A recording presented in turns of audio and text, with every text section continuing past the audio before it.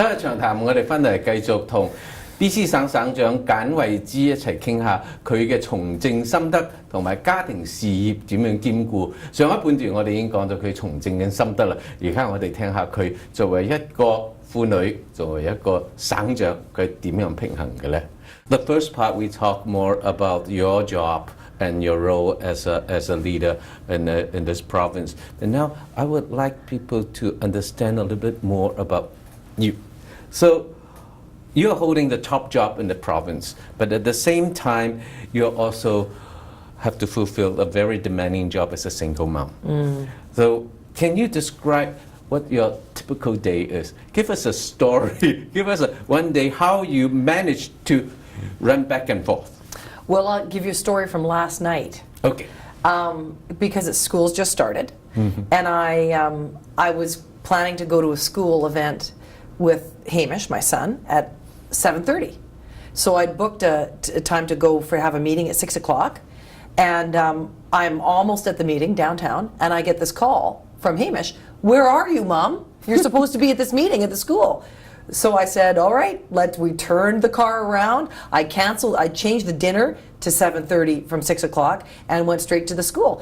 It doesn't happen very much, but every once in a while, when my son needs me, he's got to come first. You know, the Priority. thing is, yeah, I mean, I can depend on people like Teresa Watt to help me run the government, but nobody's going to help me be a parent to my son.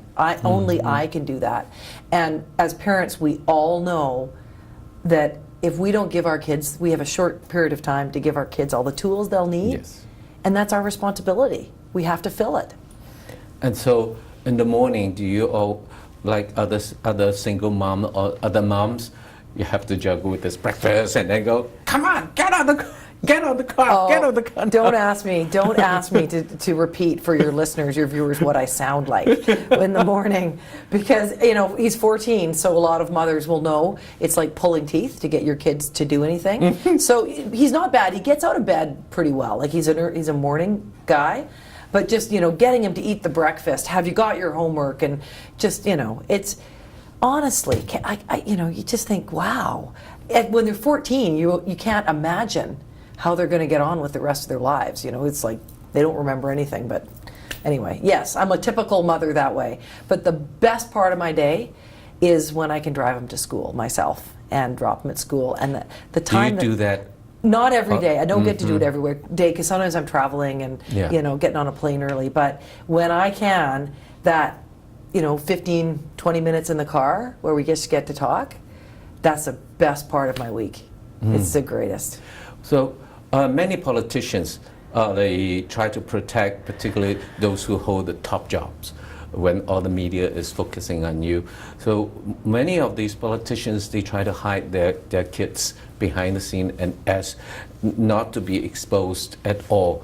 Do you feel that urge to do that too as a protective mother? And how does your son feel like I have a premier mom?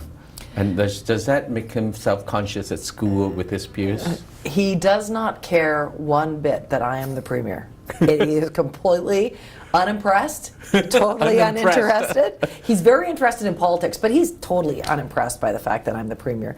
So I'll give you another example. I got to the school meeting last night, and he sends me a note that said, he texts me on the way there, by the way, Mom, when you come in, you don't have to sit with me. I'd rather you sat with somebody else. And, you know, you get, and that's of course, typical 14-year-old. A typical 14-year-old, absolutely. Yeah. So, you know, it's not a big deal to him. He's really interested in politics. And I do think, and, you know, BC, one of the reasons I ran, because, you know, I had to think really hard about it. I had a good job in radio, and I was enjoying it a lot. But the thing for me was, I thought, yes, it's going to be hard. Yes, I take the risk of losing, but what kind of example am I setting for my son if I have an opportunity to make a difference for people in their lives and I turn away and I say, oh, it's not my responsibility, somebody else should do that. The reason I ran is partly because I wanted to set an example for him. So you came from a political family. Are you ready to pass on this legacy? to your son? You know, he'll decide what he wants to do. I don't know. He might end up being a concert pianist or a architect or a scientist. Or a rock star. I've seen some pictures that he is having fun a lot of time. Well, you know, I mean, I just, you know, with the likes of Miley Cyrus out there, I hope that Hamish decides on another path. But you know what? Our children are their own people. They chart their own path. All we can do is try and set the best example for them, give them all the tools and guidance that they need, and then send them on their way to be adults. And that's really what I'm trying to do. He's the most important thing in the world to me. One of your trademark, and I read it from Maclean magazine, and I repeat what they have written about you. That 1,000-watt smile that never seemed to run out of power. And then from your early days in politics, and I remember you have run for school council as SFU. Yes. And you were the only one on the right-leaning policy side. And you won only, surprised everyone, and you won by 6 votes. Yes. And if we look back in 2013's election, you have always been the comeback kid. So can you share with us your recipe of being very positive, and how do you get that energy? And as you said, that smile is genuine. Yeah. If you are just pretending that you're smiling, people can tell. Yeah, I think that's How true. did you get that? Well, my mother sent me to the orthodontist when I was in grade 5, 6. My mother always used to say, "Boy, Christy, that was such a good investment." Whenever I would smile, but you know, it's an attitude, right? It's we choose who we are. And you know, as the Buddha said, we are what we think. If we're always thinking negative thoughts, we will have negative lives, I think. And I've always been someone who I decide every day that I'm going to try and be happy, and I'm going to try and make a really big difference in the world, just every day. And I'm also really determined. And I know that if nobody else believes in me, I am still going to work hard to believe in myself. And because I think I can do something that makes a difference for people. So I think that kind of resilience. And you know what? The other thing is, BC, I had 2 brothers, 1 sister. I was the youngest in the family, and I had to fight my way for everything. And so that made me very resilient. It made men, you know, you got to be tough when you grow up in that kind of environment in Burnaby. But, you know, in politics, people can be really mean. And not only your oppositions, but people in general that you meet, sometimes they're really mean and it really hurts. And how do you absorb it? You know, BC, I don't find that people are really mean. I mean, we were just at the Aberdeen Centre, Teresa and I, and we were sat in the food court and had some soup. Everybody was coming up to us to say, you know, good job, nice to meet you, really proud of the work that you 2 are doing. I find people are really kind.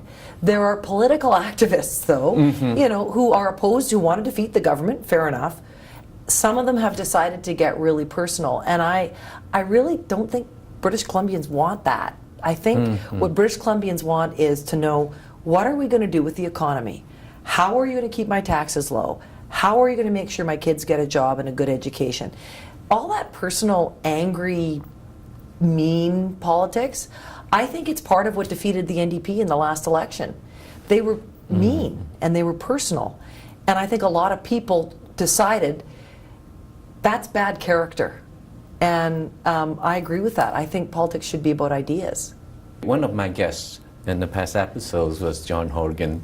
And he did mention that as an opposition, it's really hard for him to maintain negative all the time, because some of the policies are not always needs to be pulled down, but just to add up.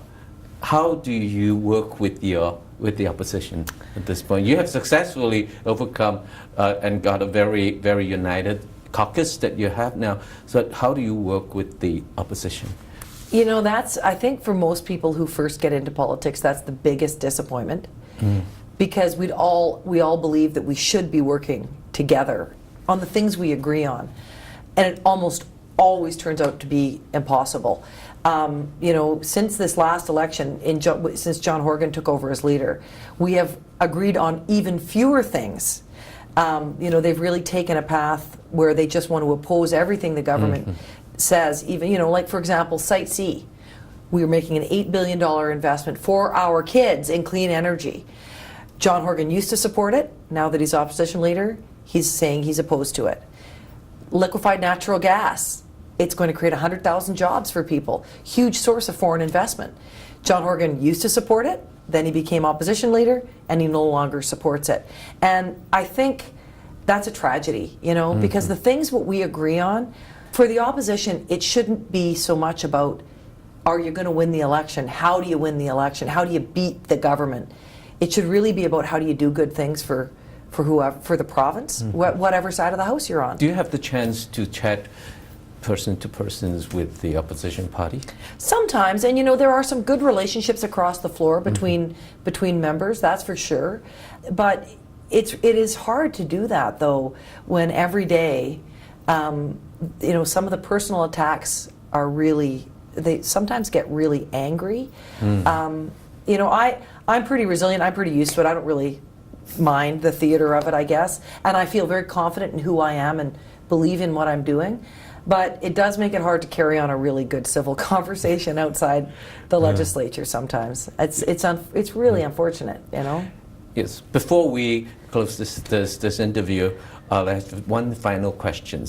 Is what do you want people to know about you? When people talk about Christy, what do you want to tell people? Who is Christy Clark?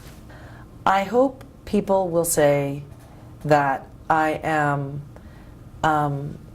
true to who I am and honest about what I believe and firmly rooted in some really clear principles. And I hope that people will look at me and say, Christy shares my values, she shares my principles. That's what elections are about. But mostly that people know that with me, what they see is what they get, and I'm going to work every minute to try and deliver the things that I tell people I'm working for. What they see is what they get. Thank you, Christy. Thank you for coming to our show. 我哋今日同省長簡維之聽下佢對從政嘅心得。佢最後講嘅就係佢係邊個呢？你所睇到嘅就係佢就係佢自己。我哋今日嘅節目到呢處為止，多謝大家。我係黎拔佳 BC Lee，拜拜。